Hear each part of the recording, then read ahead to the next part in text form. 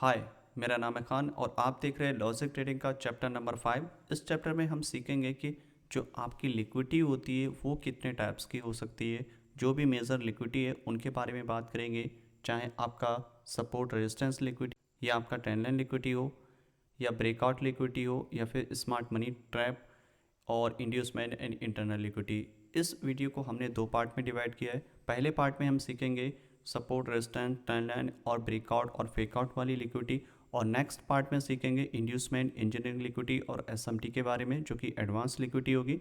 तो सबसे पहले सीखेंगे कि एक स्मार्ट मनी ट्रेडर्स और एक रिटेलर ट्रेडर्स कैसे सोचता है। तो इस पार्ट में ऑल अबाउट रिटेलर्स के बारे में देखेंगे, प्राइस एक्शन के बारे में देखेंगे।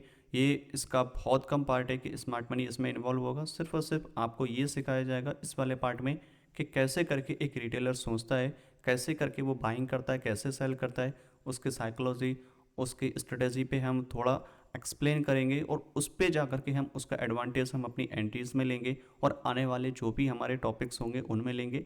सबसे ज़्यादा मेन इंपॉर्टेंट चीज़ है कि एक रिटेलर को आइडेंटिफाई करना, क्योंकि एक अच्छा स्मार्ट मनी ट्रेडर बनने से पहले एक अच्छा रिटेलर्स बनना ज़रूरी है, और वो बनने के बाद ही आप उसको आइडेंटिफाई कर पाते हो कि उसका माइंडसेट, उसकी साइकोलॉजी, कहाँ पे बाइंग है, कहाँ पे सेलिंग है, उसके बिहाफ पे आप ट्रेड बना सकते हो। ये पैटर्न्स, ये चीज़ें आपकी मेजर और माइनर दोनों जगह सेम काम करेंगी, चाहे आपका 1 मिनट का टाइम फ्रेम हो या डेली का टाइम फ्रेम हो या 1 आवर मंथली, कोई भी टाइम फ्रेम हो, हर एक जगह अप्लाई सेम चीज़ें होंगी, सेम पैटर्न आपको देखने को मिलेंगे, सेम रूल। और ये आपके इंटरनल और एक्सटर्नल दोनों टाइप की लिक्विडिटी, दोनों टाइप के जोन पे ये अवेलेबल रहेंगे। तो इसको कैसे करके स्पॉट कर सकते हैं, तो चलिए इसको थोड़ा सा डायग्राम पे समझ लेते हैं कैसे करके स्पॉट कर सकते हैं।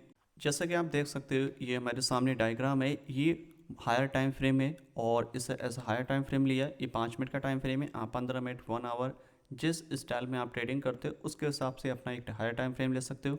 हर एक टाइम फ्रेम में ये सेम काम करेगा, हायर टाइम फ्रेम और लोअर टाइम फ्रेम। सबसे पहले बात करें तो हायर टाइम फ्रेम लिक्विडिटी के बारे में। हायर टाइम फ्रेम वो होता है जो मेजर स्विंग हाई हो, उनको मार्केट ब्रेक करे, स्वीप करे, वो होती है एक्सटर्नल। और वो चाहे आपका किसी भी फॉर्म में क्रिएट हो, चाहे आपका सप्लाई डिमांड हो, ट्रेंड लाइन हो या फिर ब्रेकआउट हो या फिर हाई लो स्वीप हो, वो किसी भी फॉर्म में क्रिएट हो सकती है। और इंटरनल लिक्विडिटी होती है जो आपका मेजर इसके बीच में सेम पैटर्न क्रिएट हो, like trend line, support, resistance, जैसे कि यहाँ पे हो सकता है, राइट। तो वो आपका होगा इंटरनल, क्योंकि ये आपके मेजर स्विंग हाई लो के बीच में हो रहा है। यही चीज़ें अगर आपका कोई भी सेशन है, उसका हाई होता और उसका लो इधर कहीं होता, उसके बीच में कुछ भी क्रिएट होता, वो आपका इंटरनल हो जाता। अगर सपोज करो ये आपका प्रीवियस डे का हाई, तो इसके बीच में कुछ भी क्रिएट हो रहा है वो इंटरनल हो रहा है, इंटरनली हो रहा है, इसीलिए उसको बोलेंगे इंटरनल लिक्विडिटी। और सेम पैटर्न आपके मेजर स्ट्रक्चर पे क्रिएट हो रहा है, कुछ भी क्रिएट हो रहा है, वो आपका हो जाएगा एक्सटर्नल लिक्विडिटी। तो इसको थोड़ा सा हम लोअर टाइम फ्रेम और हायर टाइम फ्रेम में समझ लेते हैं, फिर आपको काफ़ी इजी टू अंडरस्टैंड हो जाएगा, कैच करना कि कैसे करके हम अपने सपोर्ट रेजिस्टेंस को मार्क कर सकते हैं, ट्रेंड लाइन को मार्क कर सकते हैं, और आपके ब्रेकआउट या फिर फेकआउट को कैसे आइडेंटिफाई कर सकते हैं। इस चैप्टर में ऑल अबाउट रिटेलर्स के बारे में बताया जाएगा कि कैसे करके वो लोग ट्रेड करते हैं, कैसे उनका माइंडसेट होता है चीज़ों को लेकर के। सबसे पहले अगर हम देखें यहाँ पे जो हम बात करेंगे अपने सपोर्ट या फिर एसएनआर लिक्विडिटी के बारे में। अगर मैं प्रीवियस स्विंग, चूँकि यहाँ पे है, अगर मैं यहाँ से एक रेजिस्टेंस ड्रॉ करूँ, एक सप्लाई ड्रॉ करूँ, वो कि इस टाइप से, तो यहाँ पे अगर आप देखोगे प्राइस ने कितनी बार यहाँ पे टैप किया है, और टैप होने के बाद में यहाँ से बार आपका 1, 2, 4 टाइम्स, तो 4 बार यहाँ पे मल्टीपल रिजेक्शन मिला है, जो कि स्ट्रॉन्ग इंडिकेशन होता है कि ये हमारे लिए एक रेजिस्टेंस बन चुका है। ये एक रिटेलर्स की साइकोलॉजी होती है, कितनी बड़ी बड़ी शेडो बनी है, और ये जब भी शेडो बनती है प्राइस टैप होने के बाद में अप साइड में या फिर बॉटम साइड में, तो वहाँ पे क्या होता है, काफ़ी लोग इंट्रोड्यूस होते हैं फॉर सेल। तो जिन लोगों ने यहाँ पे सेल किए उनके स्टॉप लॉस मैक्सिमम क्या होते हैं, स्विंग हाई के अबव। तो ये जो केस है ये आपके मेजर स्विंग हाई लो के ऊपर है, बट पैटर्न्स जो आपके सेम बनेंगे। तो मार्केट ने इसको ब्रेक किया, और ब्रेक होने के बाद में मार्केट टैप किया, और टैप होने के बाद में ये क्या होता है, रीटेस्ट होता है। यही जो आपका सप्लाई है यही डिमांड में कन्वर्ट हो जाता है, और लोग यहाँ पे फिर क्या है, और प्राइस ने यहाँ से जैसे मोमेंटम दिया, लोग यहाँ से इंट्रोड्यूस होते हैं बाय के लिए। क्योंकि अगर आप नोटिस करोगे तो इस बुलिश इंगल्फिंग कैंडल स्टिक पे काफ़ी लोग इंट्रोड्यूस हुआ फॉर बाय, बट ये फेल हो गया। क्यों? क्योंकि यहाँ पे मैक्सिमम लोग सेम सोच रहे हैं। अगर जहाँ पे एक किसी सर्टेन पॉइंट पे या किसी भी लेवल पर ज़्यादातर लोग बाय या सेल करते हैं तो क्या होता है वहाँ पे लिक्विडिटी क्रिएट होती है। मार्केट मेकर्स क्या होता है वही स्टॉप लॉस कलेक्ट करते हैं क्योंकि उनके पास इतनी सारी फंडिंग है, मार्केट प्राइस पे उनका ऑर्डर्स जो है फिल नहीं हो सकते। तो मैक्सिमम ऑर्डर कहाँ पे होते हैं जहाँ पे सबके स्टॉप लॉस होते हैं। मार्केट मेकर्स स्टॉप लॉस को हंट करते हैं ताकि उनके ऑर्डर्स फिल हो सकें और फिर वो मार्केट को ऊपर ले जाएं या फिर नीचे ले जाएं, वो डिपेंड करेगा। अब यही चीज़ आपकी डिमांड के लिए अप्लाई होती है। अगर मैं डिमांड यहाँ से ड्रॉ करना स्टार्ट करूँ, अगर आप नोटिस करोगे प्राइस यहाँ पे मल्टीपल टाइम्स टैप हुआ है और जब भी प्राइस किसी भी एक लेवल पर बार बार टैप होता है तो लोग क्या करते हैं कि वहीं पे बाइंग या सेलिंग करते हैं। ये आपका एक्चुअल लो है जो कि प्रीवियस लो है, और प्रीवियस लो हाई क्या है, एक सप्लाई नया डिमांड क्रिएट करता है। तो ये आपका एक्चुअल में यहाँ पे लो था, प्राइस ने यहाँ पे टैप किया। अगर मैं इसको थोड़ा सा और एक्सटेंड कर दूँ जो कि यहाँ पे जो कि काफ़ी अब सही लग रहा है और एक प्रॉपर डिमांड का काम कर रहा है, प्राइस यहाँ पे बार बार रिजेक्ट हो रहा है। अब क्या होता है मैक्सिमम लोग यहाँ पे बाइंग करते हैं। ये जो रिजेक्शन होते हैं ये इसी के इंडिकेशन होते हैं कि लोग यहाँ पे इंट्रोड्यूस हो रहे हैं फॉर बाय। तो लोगों ने यहाँ पे जब बाइंग करना स्टार्ट किए स्टॉप लॉस इसके नीचे डाल दिए। मार्केट मेकर्स क्या करते हैं, स्टॉप हंट किया मार्केट। तो इस तरीके से आप सप्लाई डिमांड जो भी आपके लिक्विडिटी है उसको आइडेंटिफाई कर सकते हैं ये हायर टाइम फ्रेम में। अगर मैं इसी को लोअर टाइम फ्रेम में दिखाऊं तो कैसे करके हम इसको स्पॉट कर सकते हैं। ये आपका लोअर टाइम फ्रेम का स्ट्रक्चर है, ये आपका मेजर हाई है, ये आपका मेजर लो है। इन दोनों के बीच में कोई भी लिक्विडिटी क्रिएट होती है वो आपका हो जाता है इंटरनल लिक्विडिटी, क्योंकि ये आपके एक्सटर्नल हाई थे और ये आपके इसके बीच में कुछ भी क्रिएट होता है वो आपका इंटरनल हो जाता है, जहाँ आपका इंटरनल और इसी के बीच में बने हुए स्ट्रक्चर को इंटरनल स्ट्रक्चर बोलते हैं। इसमें अगर आपको स्पॉट करना होगा कि आपका सपोर्ट रेजिस्टेंस लिक्विडिटी कहाँ पे क्रिएट हुई है। सपोर्ट रेजिस्टेंस लिक्विडिटी आइडेंटिफाई करने का सिंपल वे है, जहाँ से प्राइस मल्टीपल टाइम्स रिजेक्ट कर रहा है, ऊपर जा रहा है या फिर नीचे जा रहा है, उसको आप इजीली स्पॉट कर सकते हैं। अगर मैं इसमें एक सप्लाई क्रिएट करूं, एक सपोर्ट क्रिएट करूं, तो अगर आप यहाँ पे नोटिस करोगे प्राइस ने यहाँ पे कितनी बार मल्टीपल टाइम्स यहाँ से रिजेक्शन दिया है, बट फाइनली क्या हुआ मार्केट ने इसको ब्रेक करके ऊपर किया। ये क्यों हुआ, क्योंकि ये एक रिजेक्शन था, एक बार दो बार तीन बार यहाँ से रिजेक्ट किया और यहाँ पे क्या होता है बहुत सारे लोग इन्फॉर सेल और स्टॉप लॉस इसके ऊपर डाले और मार्केट के मेकर क्या करते हैं स्टॉप लॉस हंट किया, समथिंग यहाँ पे ऑर्डर ब्लॉक मिटिगेट किया और उसके बाद मार्केट नीचे आ गया। सेम चीज़ें अगर आप नीचे की तरफ देखें यहाँ पे डिमांड, ये आपका पहला लो ऐसा था, ये क्यों यहाँ पे मार्क कर रहे हैं, क्योंकि इसी लो से यहाँ पे मार्केट में रिजेक्शन मिला है। क्योंकि ये लो जो है आपका काफ़ी इंपॉर्टेंट है फॉर रिटेलर्स। अगर मैं इसको एक्सटेंड करूँ यहाँ तक, आप देखोगे प्राइस ने यहाँ पे जब भी यहाँ पे टाइप हुआ है तो मार्केट ने यहाँ से रिजेक्शन दिया है, और जब भी यहाँ पे बुलिश इंगल्फिंग कैंडल्स दिखने को मिलेंगी फिर क्या होता है लोग यहाँ पे इंट्रोड्यूस हो जाते हैं फॉर बाय। अब जो भी यहाँ पे बाय करेगा ऑब्वियसली बात है कि स्टॉप लॉस, तो मार्केट मेकर्स क्या करते हैं ये सारे स्टॉप लॉस कलेक्ट कर। तो इस तरीके से हम जो है अपने स्पॉट कर सकते हैं, supply demand support resistance identify कर सकते हैं और उसके हिसाब से हम एंट्री लेंगे। एंट्री पार्ट में काफ़ी काम आएंगी क्योंकि वहाँ पे supply demand trend line breakout fakeout inducement smart money trap ये सारी चीज़ें काम आने वाली, क्योंकि हर टाइम एक सिनारियो नहीं रहता, कोई भी पॉसिबल सिनारियो तो हर एक के लिए चीज़ें अप्लाई होती हैं। तो उसके हिसाब से हम वहाँ पे एंट्री लेंगे। तो जो एंट्री वाली चीज़ें हैं वो एंट्री वाले पार्ट्स में काफ़ी सही से एक्सप्लेन करेंगे, बट इसमें हम सीख रहे हैं कि सपोर्ट रेजिस्टेंस को हम कैसे करके मार्क करें। बेसिकली ये रिटेलर्स का स्ट्रेटेजी है, वो हम सीख रहे हैं कैसे करके काम करता है, कैसे करके वो ड्रॉ करता है। तो इस तरीके से आप इसको ड्रॉ कर सकते हो। अगर मैं इसको थोड़ा सा और ऊपर की तरफ स्क्रॉल करूँ तो आप देखोगे प्राइस ने यहाँ पे मल्टीपल टाइम यहाँ से रिजेक्शन दिया है, बट इसी को मैं एक्सटेंड कर दूँ तो प्राइस ने यहाँ पे भी रिजेक्शन दिया है। तो ये जो आपका हाई है ये एक रेजिस्टेंस का काम करेगा। प्राइस जब भी यहाँ पे टैप होगा लोग यहाँ पे सेल, दो बार यहाँ पे टैप हुआ मार्केट ने रिजेक्शन दिया, और जब भी किसी मेजर हाई लो पे प्राइस टैप होता है वहाँ से रिजेक्शन मिलता है, वो एज अ सप्लाई डिमांड काम करता है। तो प्राइस ने यहाँ पे टैप किया, रिजेक्शन मिला और मार्केट में क्या हुआ की तरफ गया। तो ये जो चीज़ होती है इस तरीके से आप आइडेंटिफाई कर सकते हो कि मार्केट में सपोर्ट रेजिस्टेंस कहाँ पे नया ब्रेक ऑफ स्ट्रक्चर हुआ, और अब जो हमारी रेंज है वो इस हाई से लेकर के इन दोनों के बीच में अगर कोई भी लिक्विडिटी क्रिएट होती है वो आपकी इंटरनल लिक्विडिटी क्रिएट होगी। इन दोनों हाई लो के बीच में कोई भी स्ट्रक्चर क्रिएट होता है वो आपका होगा माइनर स्ट्रक्चर या फिर इंटरनल स्ट्रक्चर उसको बोल सकते हो, या उसको माइक्रो स्ट्रक्चर भी बोल सकते हो। अलग अलग नाम है बट काम एक ही है सबका। अगर इस वाले पोर्शन में आपको आइडेंटिफाई करना हो कि आपका पॉसिबल डिमांड सप्लाई कहाँ पे है, तो अगर आप नोटिस करोगे कि प्राइस कहाँ से बार बार रिजेक्ट कर रहे हैं, इस वाले पॉइंट पे अगर आप देखोगे प्राइस ने कितनी बार यहाँ से रिजेक्शन दिया है और रिजेक्शन देने के बाद में मार्केट नीचे आया, बट फाइनली क्या हुआ मार्केट ने यहाँ पे ट्रैप किया है। क्यों ट्रैप किया है, क्योंकि ये जोन था आपका एज अ सप्लाई काम कर रहा था, काफ़ी लोग यहाँ पे सेल कर रहे थे और उसके बाद में फाइनली क्या हुआ मार्केट ने इसको ब्रेक कर दिया। अब ब्रेक करने के बाद में मार्केट ने क्या किया, ऊपर गई, ऑर्डर फ्लो था उसको टैप किया और मार्केट फिर नीचे आ गई।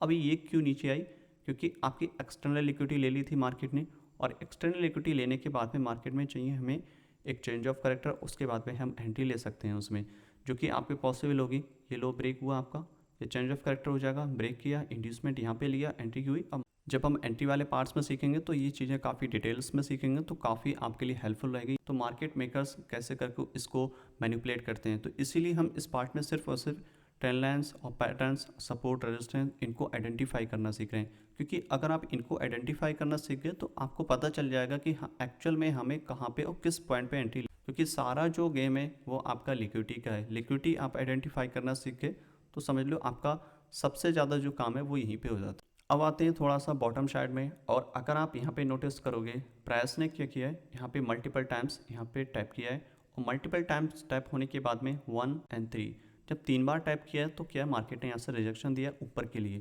क्योंकि मार्केट का मोमेंटम बुलिश है। अब क्या करते हैं लोग, इंट्रोड्यूस होते हैं फॉर बाय। क्यों, क्योंकि मोमेंटम बुलिश है, डिमांड पे टैप किया है, 2 बार रिजेक्शन भी मिल चुका है, और अब यहाँ से एक्सपेक्ट करेंगे प्राइस ने यहाँ पे रिजेक्शन दिया, कैंडल स्टिक फेल हो गया। अब यहाँ पे जिन लोगों ने बाय किया उनका क्या हुआ, स्टॉप लॉस हुए। स्टॉप लॉस हंट होने के बाद में मार्केट, तो ये जो थी आपका बेसिकली यहाँ पे स्टॉप लॉस हंट हुआ।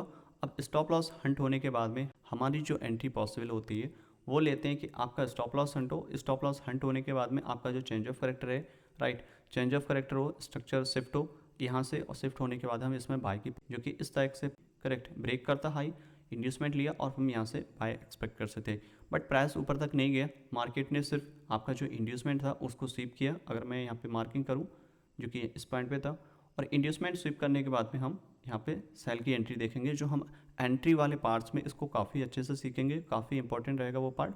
तो सिर्फ इसमें आपको लिक्विडिटी आइडेंटिफाई करना है। तो हम यहाँ से सेल भी कर सकते थे, और यहाँ पे काफ़ी रिटेलर्स ने भी सेल किया होगा। क्यों, क्योंकि ये जो डिमांड थी आपकी एज अ सप्लाई काम करती है, जब भी कोई डिमांड ब्रेक हो जाती है वो एज अ सप्लाई में कन्वर्ट हो, तो काफ़ी यहाँ पे जो रिटेलर्स थे उन्होंने भी यहाँ पे इस पॉइंट पे सेल किया होगा। क्योंकि अगर सप्लाई डिमांड ये सब अगर काम नहीं करेंगे तो कोई भी इस पर काम नहीं करेगा। हर एक स्ट्रेटजी काम करती है और नहीं भी करती है, बट आपको पता होना चाहिए कि कहाँ पे हमारी हाई प्रोबेबिलिटी है, कहाँ पे हम इसमें बाय करें, कहाँ पे हम इसमें सेल करें, कहाँ पे हमारी ज़्यादा हाई प्रोबेबिलिटी। क्योंकि नॉट श्योर, कोई भी ऐसा नहीं है, कोई भी ऐसा पॉइंट, कोई भी स्ट्रेटजी ऐसी नहीं है जो 100% श्योर हो। क्योंकि स्मार्ट मनी में भी बहुत ज़्यादा ट्रैप होते हैं, उसको भी हम अभी सीखेंगे आने वाले जो नेक्स्ट चैप्टर होगा उसमें। इस तरीके से हम इसमें बाय या सेल बना सकते हैं। मार्केट मेकर्स किस तरीके से मैनिपुलेट करते हैं उसको हम सीख रहे हैं, कि सपोर्ट रेजिस्टेंस किस तरीके से काम करती है, उसको हम कैसे उसका एडवांटेज ले सकते हैं। जब प्राइस मल्टीपल टाइम्स टैप हो तो उसको कैसे करके हमें वेट करना है अपने क्राइटेरिया पे बाय सेल के लिए। ये सिर्फ एक एडिशनल कंफर्मेशन होती है हमारे लिए बाय सेल के लिए, इसका कोई भी इतना बड़ा यूज़ नहीं है। इससे हम आइडेंटिफाई कर पाते हैं कि लोग कहाँ पे ज़्यादा इंट्रोड्यूस हो रहे हैं फॉर बाय और सेल, और जब प्राइस हमारे क्राइटेरिया पे आता है उसके बाद हम वहाँ पे बाय और सेल की एंट्री ले सकते हैं। और नेक्स्ट अटैम्प्ट में अगर आप नोटिस करोगे प्राइस ने यहाँ से रिजेक्शन दिया है 3 बार, करेक्ट। अब जब प्राइस ने यहाँ पे मल्टीपल टाइम्स टैप किया है, टैप होने के बाद में यहाँ से रिजेक्शन मिला है, रिजेक्शन मिलने के बाद में क्या होता है, बहुत सारे लोग यहाँ पे इंट्रोड्यूस अगेन हो जाते हैं सेल के लिए, कि मार्केट का मोमेंटम अब तो बेरिश है और मार्केट नीचे जाएगा। जब भी प्राइस इस पर टैप किया आप देखोगे एक लॉन्ग बेरिश कैंडल नीचे की तरफ गई है, और उसके बाद में मोमेंटम हमें जो है नीचे की तरफ देखने को मिल रहा है। ये चीज़ें क्या होती है, जो रिटेलर्स होती है उनको इंड्यूस करती है, उनको अपनी तरफ अट्रैक्ट करती है फॉर सेल और बाय के लिए। क्योंकि प्राइस अगर यहाँ पे टैप कर रहे हैं, करेक्ट, तो जब प्राइस यहाँ पे टैप कर रहे हैं तो बहुत सारे लोग क्या है यहाँ पे सेल का वेट करते हैं कि 2 बार टैप कर दिया अब यहाँ पे।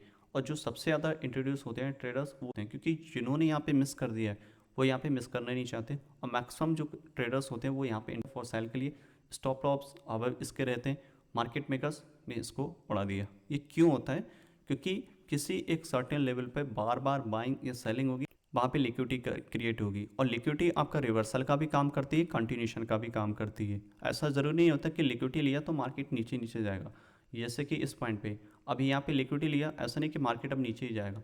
लिक्विडिटी का मतलब होता है कंटिन्यूशन करे या फिर रिवर्सल करे, दोनों कंडीशन में काम करेगी। ये क्यों ऊपर गई, क्योंकि आपकी एक्सटर्नल लिक्विडिटी थी वो मार्केट, आप हायर टाइम फ्रेम का लो देखोगे, करेक्ट।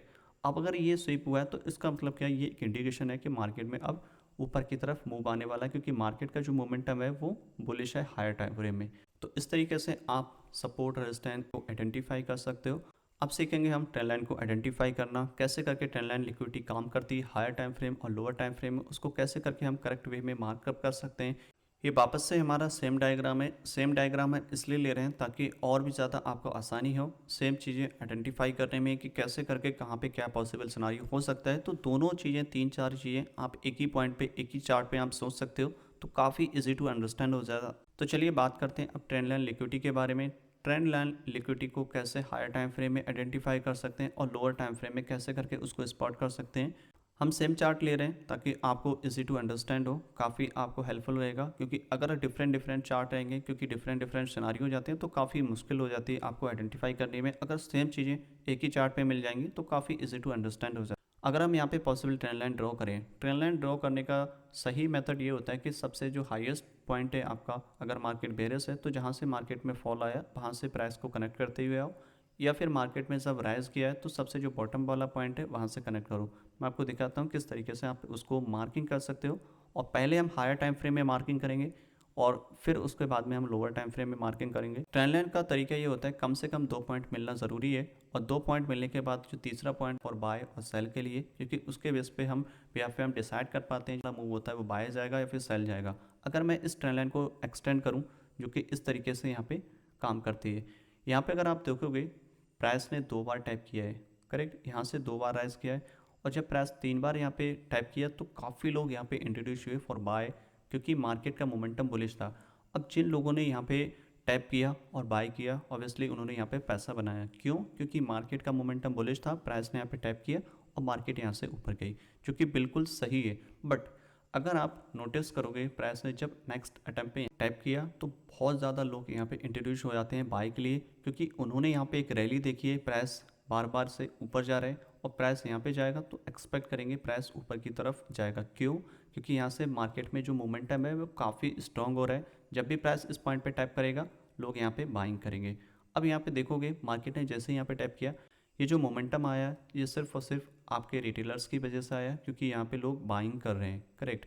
और उसके बाद में क्या होता है, मार्केट जब भी किसी सर्टेन पॉइंट पे बाइंग सेलिंग होती है तो वहाँ पे क्या होता है, लिक्विडिटी क्रिएट होती है। अब जिन लोगों ने यहाँ पे बाइंग की है उनके स्टॉप लॉस कहाँ, यहाँ भी हो सकते हैं, यहाँ भी, और जहाँ तक मैक्सिमम स्टॉप लॉस होंगे यहाँ तक, जहाँ पे सबसे ज़्यादा स्टॉप लॉस होंगे जिस लेवल तक मार्केट मेकर्स वहाँ तक मार्केट को लेकर के जाएंगे और फिर मार्केट ऊपर जाएगी। ये ज़रूरी नहीं मार्केट मेकर्स इसी लो को लें, मार्केट मेकर्स को चाहिए आपके स्टॉप लॉस। और लो और हाई हमेशा स्वीप होते हैं जब भी मार्केट ऊपर जाए या फिर नीचे जाए। क्यों? क्योंकि जो बाइंग या फिर सेलिंग होती है उनके जो स्टॉप लॉस होते हैं वो रिसेंट वाले जो स्विंग हाई हो या फिर लो हो उसके अबव या बिलो ही होते हैं, चाहे आपका स्ट्रक्चर मेजर हो या फिर माइनर स्ट्रक्चर हो। तो यहाँ पे जो है मेजर स्ट्रक्चर है, मार्केट में यहाँ पे बाइंग हुई तो स्टॉप लॉस ऑब्वियसली इसके नीचे ही होंगे। तो जो यहाँ पे प्राइस में जो मोमेंटम आया है वो इसी लो लेने के बाद, अगर आप नोटिस करोगे ये जो आपकी एक्सटर्नल लिक्विडिटी थी स्वीप की, और स्वीप करने के बाद में जो मोमेंटम आया है वो यहीं से आया है। इस साइड में देखोगे सेम चीज़ें, ये काफ़ी एग्रेसिव है ट्रेंड लाइन, यहाँ पे बाइंग हो रही है और बाइंग होने के बाद में ये जो ट्रेंड लाइन ब्रेक हुई है ये इंट्रोड्यूस करती है फॉर सेलर। जो एग्रेसिव ट्रेंड लाइन ब्रेक होते ही वो काफ़ी यहाँ पे लोग इंट्रोड्यूस हो जाते हैं फॉर सेल। मार्केट में रिजेक्शन आया और काफ़ी लोग इसको फिर इस तरीके से भी इसको एक्सटेंड कर देंगे कि ये मार्केट में अभी कंटिन्यूशन जाने वाला है, मार्केट में बुलिश इंगल्फिंग कैंडल बन रही है। कैंडल स्टिक सबसे ज़्यादा मैनिपुलेट करती हैं फॉर रिटेलर्स के लिए, बड़ी बड़ी कैंडल स्टिक सबसे ज़्यादा बड़ा रोल निभाती हैं कि मार्केट में अब मूवमेंट फिर नीचे जाएगा डिसाइड करने में, और लोग उसी के कंफर्मेशन सेल करते हैं। और कैंडल स्टिक जो होती है सबसे ज़्यादा मैनिपुलेट करती है।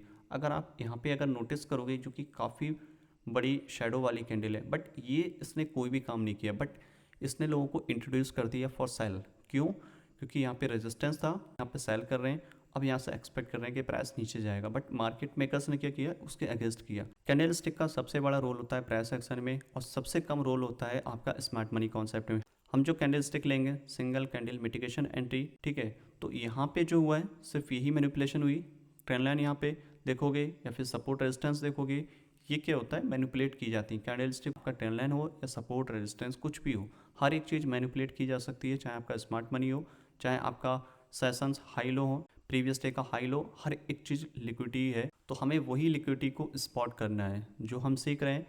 तो आपका सपोर्ट रेजिस्टेंस लिक्विडिटी हो गया, अभी ट्रेंड लाइन लिक्विडिटी हो गया, और उसके बाद में अगर आप सीखोगे जो आपका रहेगा ब्रेकआउट लिक्विडिटी, ये आपका भी ट्रेंड लाइन लिक्विडिटी है, यहाँ से इसको मार्किंग करोगे ये भी आपका ट्रेंड लाइन लिक्विडिटी है। करेक्ट। ये आपके ट्रेंड लाइन्स है, जब भी ब्रेक होंगे आपको एक रिवर्सल मूव देखने को मिलेगा, क्योंकि जब भी ब्रेक होंगे आपको ऊपर जाएगा, मार्केट नीचे की तरफ ब्रेक होगा आपका मार्केट अप साइड में जाएगा। बट ये नहीं होता कि मार्केट ने यहाँ पे ब्रेक कर दिया अब यहीं से सेल कर देंगे, बट हमें अपने क्राइटेरिया भी देखने होते हैं। प्राइस वहाँ पे जाएगा तो एक एडिशनल कंफर्मेशन मिलेगी, तब हम वहाँ से बाय या सेल करेंगे। ट्रेंड लाइन ब्रेक हो या सपोर्ट रेजिस्टेंस ब्रेक हो, आप वहाँ पे ब्लाइंडली बाय सेल नहीं कर सकते। हमारे जो क्राइटेरिया होंगे वहाँ पे प्राइस टैप करेगा, उसके बाद में वहाँ पे जो कंफर्मेशन मिलेगी तब हम वहाँ से बाय या सेल कर सकते हैं। ट्रेंड लाइन और सपोर्ट रेजिस्टेंस ब्रेकआउट ये सिर्फ इसलिए लिए जाते हैं ताकि हम इसको एज अ एडिशनल कंफर्मेशन ले सकें। इसी चीज़ को हम लोअर टाइम फ्रेम में चलते हैं, देखते हैं, मार्किंग करते हैं कैसे करके ये काम करती है। ये आपका माइनर स्ट्रक्चर है, इस माइनर स्ट्रक्चर में कैसे करके आइडेंटिफाई करें। ये आपका मेजर हाई हो गया, ये मेजर लो हो गया। अब इन दोनों के बीच में कुछ भी लिक्विडिटी क्रिएट, इंटरनल लिक्विडिटी, क्योंकि ये माइनर स्ट्रक्चर है, इंटरनल स्ट्रक्चर है। इसमें अगर आप आइडेंटिफाई करोगे कि आपका ट्रेंड लाइन लिक्विडिटी कहाँ पे है, तो टॉप से लेकर के बॉटम तक अगर आप आइडेंटिफाई करोगे तो सबसे सिंपल वे होता है जहाँ से प्राइस में ड्रॉप आया है या फिर प्राइस में जहाँ से राइज किया है वहाँ से आप ट्रेंड लाइन को ड्रॉ करना स्टार्ट करो, तो आपको आइडिया लग जाता है कि मार्केट में अभी किधर लिक्विडिटी है। सबसे पहले हाई है, दूसरा हाई यहाँ पे है, इसको हम एक्सटेंड करेंगे तो आपको दिख गया कि ये वाली ट्रेंड लाइन जब भी ब्रेक होगी ये ऐसा लिक्विडिटी का काम करेगी और ये हमारे लिए एडिशनल कंफर्मेशन होगी। बट उससे पहले हमें अपने पी भी मार्क करने होते हैं, क्योंकि अगर आपका पी इस पॉइंट पे कहीं पे भी है, फॉर एग्जांपल इधर आपका पी है, डिमांड जोन है और यहाँ पे टैप करेगा तो आपका जो लिक्विडिटी इससे ऊपर बनना है तो वो ऐसा लिक्विडिटी का काम करेगा। लेकिन यही चीज़ आपकी डिमांड पे आने के बाद में बनेगा, तो ज़रूरी नहीं कि वो ट्रेंड लाइन आपकी फेक हो, वो आपका ट्रेंड लाइन काम भी कर सकती है क्योंकि आपका क्राइटेरिया वहाँ पे फिट हो गया है।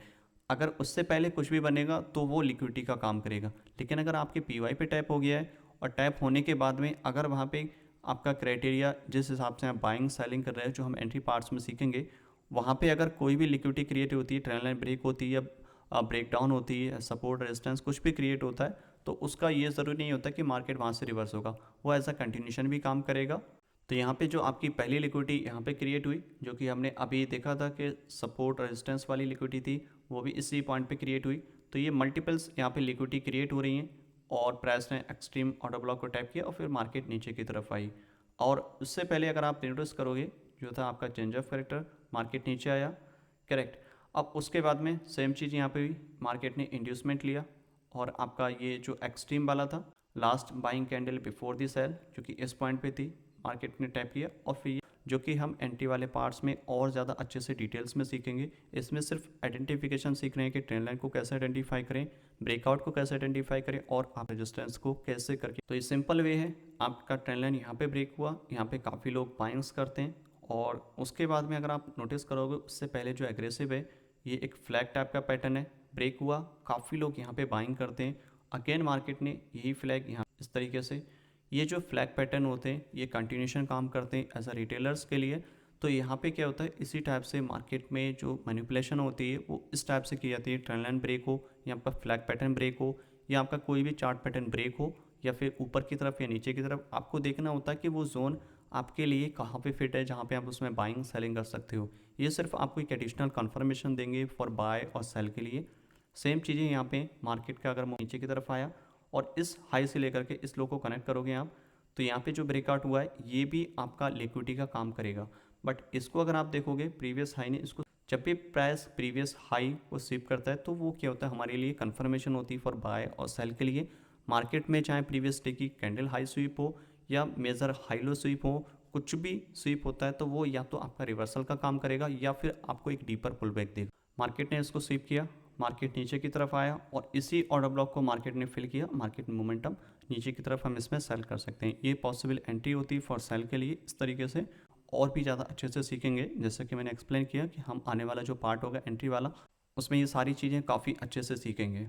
अब हम थोड़ा सा स्क्रॉल करें इस साइड के लिए, तो यहाँ पे अगर आप नोटिस करोगे तो जो आपकी ट्रेंड लाइन है वो कहाँ के, इस पॉइंट से लेकर के इस पॉइंट तक अगर आप ट्रेंड लाइन इसको ड्रॉ करोगे, जो कि काफ़ी सही है। काफ़ी लोग यहाँ पे बाइंग करते हैं क्योंकि प्राइस इसमें मल्टीपल टाइम टैप हो रहा है और जब भी किसी भी ट्रेंड लाइन हो या कोई भी लेवल हो जहाँ पे प्राइस बार बार टैप करता है, वही डिमांड वही सप्लाई सबसे ज़्यादा वीकर हो जाए। सबसे ज़्यादा लोगों ने यहाँ पे बाइंग की, ब्रेक हुआ।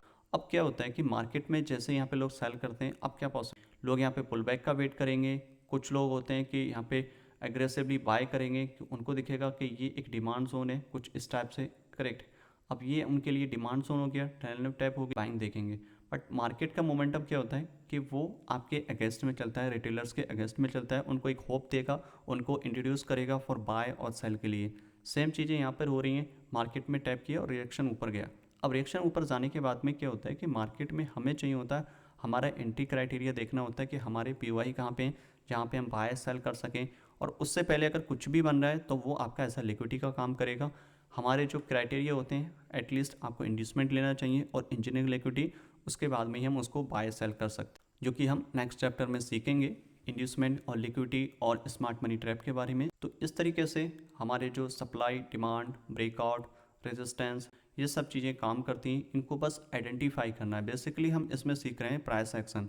सेम चीज़ें आपकी रिपीट यहाँ पे हुई, ये आपका एज अ रेजिस्टेंस काम करेगा, जैसे कि प्रीवियस वाले डायग्राम में काम किया था यहाँ पे, करेक्ट। तो ये वाला जो आपका रेजिस्टेंस था, ये लेने के बाद में मार्केट में मूवमेंट, सेम चीज़ यहाँ पे रेजिस्टेंस टाइप किया मार्केट ने, और ऑर्डर फ्लो, आपका ऑर्डर ब्लॉक यहाँ पे टाइप किया, करेक्ट। और लेने के बाद में मार्केट इस तरीके से आपका जो एसएनआर लिक्विडिटी है ये आपका ब्रेकआउट भी हो गया, इसको ब्रेकआउट। अब यहाँ पे क्या होता है, काफ़ी लोग बाय करते हैं। यही चीज़ अगर आप ट्रेंड लाइन से भी ड्रॉ करोगे तो ये आपका सप्लाई और आपका ट्रेंड लाइन दोनों ब्रेक हुआ है, तो काफ़ी एक एडिशनल कन्फर्मेशन हो, क्योंकि यहाँ पे हेल्दी बुलिश कैंडलस्टिक भी मिली है, तो काफ़ी लोग यहाँ पे बाय भी करते हैं। और कुछ लोग होते हैं जो रिटेस्ट पे बाय करते हैं, रिटेस्ट के प्राइस ने bullish candlestick the but fail हो गया। और सेम चीज़ें फिर हुई, मार्केट मोमेंटम नीचे की तरफ आया, ट्रेंड लाइन अगेन ब्रेक हुई, जैसे कि यहाँ पे ब्रेक हुई थी, और सेम चीज़ हुई, प्रीवियस हाई स्वीप किया गया, और स्वीप होने के बाद में मार्केट में जो मोमेंटम है की तरफ आया, जैसे स्वीप किया मार्केट इस पॉइंट पे हुई। सेम चीज़ें, सेम प्रोसेस रहेगा, चाहे आपका कोई सा भी टाइम फ्रेम हो, चाहे आपका हायर टाइम फ्रेम हो, लोअर टाइम फ्रेम हो, 1 मिनट हो, या आपका 1 डे हो, या 4 आवर हो, 1 आवर, डेली, वीकली, मंथली, कोई भी टाइम फ्रेम हो, हर एक टाइम फ्रेम में सेम सिचुएशन काम करेगी। चाहे आपका लोअर टाइम फ्रेम में आप एंट्री ले रहे हो तब भी ये चीज़ें करनी है आपको, और हायर टाइम फ्रेम का स्ट्रक्चर मार्किंग कर रहे हो तब भी ये सारी चीज़ें आपको अप्लाई करनी। तो ये आपका हो गया ब्रेकआउट वाली लिक्विडिटी, जो कि किसी भी हाई लो ब्रेक होता है उसके बाद में क्रिएट होती है, जो कि इस पॉइंट पे हुई और इस पॉइंट पे हुई। इसको बोलते हैं जनरली ब्रेकआउट लिक्विडिटी। और ट्रेंड लाइन ब्रेक होती है तो उसको बोलते हैं ट्रेंड लाइन लिक्विडिटी। और कोई भी सप्लाई डिमांड ट्रैप होती है तो उसको बोलते हैं एसएनआर लिक्विडिटी। तो ये 3 टाइप की लिक्विडिटी होती हैं बेसिकली, जो कि जनरल लिक्विडिटी है, जो कि सबसे ज़्यादा यूज़ होने वाली हैं। बाकी और भी टाइप्स की लिक्विडिटी हो सकती हैं, जैसे मूविंग एवरेज है, फिबोनाची लेवल है, ये सारे लिक्विडिटी का काम करते हैं। बट जो मेजॉरिटी जो लोग ट्रेड करते हैं वो आपका सपोर्ट, रेजिस्टेंस, ट्रेंड लाइन, इन तीनों चीज़ों के बेस पे सबसे ज़्यादा काम करते हैं। तो इन्हीं को हमने सीखा है। हर एक इंडिकेटर आपका लिक्विडिटी का काम करेगा, चाहे आपका मूविंग एवरेज हो, चाहे आपका फिबोनाची टूल हो, पिवट लेवल हो, हर एक लिक्विडिटी का काम करता है। क्योंकि जहाँ पे सबसे ज़्यादा लोग बाय सेल करेंगे वो एरिया आपका सबसे ज़्यादा मैनिपुलेट होगा। और एक चीज़ हमेशा अपने ध्यान रखनी है कि ऐसा नहीं होता कि रिटेलर्स हैं तो वो पैसा नहीं बनाएंगे या फिर उनकी स्ट्रेटेजी काम नहीं करेगी। ये डिपेंड करेगा कि प्रॉबिलिटी किस साइड में सबसे ज़्यादा है। अगर एक रिटेलर्स ट्रेड करता है तो उसकी ट्रेड भी ठीक जाती है। ऐसा ज़रूरी नहीं कि स्मार्ट मनी अगर काम कर रहे हैं तो 100% हम विन होंगे, ऐसा बिल्कुल नहीं है। सारा जो गेम है वो है प्रॉबिलिटी का, किस साइड में ज़्यादा प्रॉबिलिटी होगी हमें वो चीज़ देखनी है। अगर आप कोई भी ट्रेंड लाइन ड्रॉ कर रहे हो तो उसकी प्रॉबिलिटी किस साइड में ज़्यादा है वो देखना होता है। क्योंकि अगर आप नोटिस करोगे इस वाले प्राइस पॉइंट पे प्राइस ने कितना शार्पली इसको ब्रेक किया है। अब जिन लोगों ने यहाँ पे सेल किया होगा उन्होंने इतना प्रॉफिट भी बनाया होगा जो ट्रेंड लाइन को ट्रेड करते हैं, करेक्ट। बट मैक्सिमम टाइम आप देखोगे तो ट्रेंड लाइन्स जो है वो आपकी ट्रैप होंगी। अगर आप इसको एग्रेसिवली यहाँ पे मार्किंग करोगे, जो कि एक करेक्ट वे होता है, क्योंकि ये फ्लैग है, इम्पल्स मूव है, और उसके बाद में प्राइस नीचे की तरफ जाता है। बट यहाँ पे क्या हुआ, प्राइस ने इसको टैप कर दिया। अब ये जो ट्रैप होता है इसकी वजह से बाकी के ट्रेडर्स होते हैं वो बाद में एंट्री नहीं ले पाते, क्योंकि उनका स्टॉप लॉस रिसेंटली हुआ है तो नहीं कर पाते। बट अगर किसी ने नए बंदे ने यहाँ पे लिया है तो उसने यहाँ पे ट्रेड लिया। तो यही जो रीज़न होता है कि लोगों को ये कंटिन्यू रखता है, समटाइम वर्क करेगा समटाइम नहीं करेगा, जिससे लोग यहाँ पे और ज़्यादा कॉन्फिडेंस हो जाते हैं कि हाँ ये काम कर रहा है। हमें बस इसको जो है एक एडिशनल कन्फर्मेशन के लिए लेना है, हमें इसका कोई भी इससे कोई मतलब नहीं है, सिर्फ और सिर्फ हम इस एडिशनल कन्फर्मेशन के लिए लेंगे। अगर ये कहीं पे भी ब्रेकआउट हो या फेक आउट हो, सपोर्ट रेजिस्टेंस कहीं पे बने, तो हमें ध्यान रखना है कि हमारा पीओआई कहाँ पे, प्राइस वहाँ पे जाएगा, हम अपना बायस, उससे पहले कुछ भी क्रिएट होगा वो लिक्विडिटी का पार्ट रहेगा, हम वहाँ पे एंटर नहीं करेंगे। चाहे कोई ट्रेंड लाइन ब्रेक हो या फिर कोई भी लेवल ब्रेक हो, उससे कोई भी हमें मतलब नहीं होना चाहिए। हमें सिर्फ और सिर्फ अपने जो प्राइस ऑफ इंटरेस्ट है वहाँ पे प्राइस टैप करेगा, उसके बाद ही बाय या सेल करेंगे। उससे पहले कुछ भी क्रिएट होगा हम वहाँ पे कोई भी एक्शन नहीं लेंगे। तो इस तरीके से हम इसको मार्किंग कर सकते हैं, सपोर्ट, रेजिस्टेंस, ट्रेंड लाइन और ब्रेकआउट और फेकआउट, इस तरीके से उसको आइडेंटिफाई कर सकते हैं। आपको एक अच्छा स्मार्ट मनी ट्रेडर बनने से पहले एक अच्छा रिटेलर्स बनना भी ज़रूरी है, तब जा करके हम चीज़ों को आइडेंटिफाई कर सकते हैं। आई होप काफ़ी कुछ सीखने को मिला होगा इस पार्ट में, और जल्दी आपको नेक्स्ट पार्ट में मिलूंगा। तब तक के लिए हैप्पी ट्रेडिंग।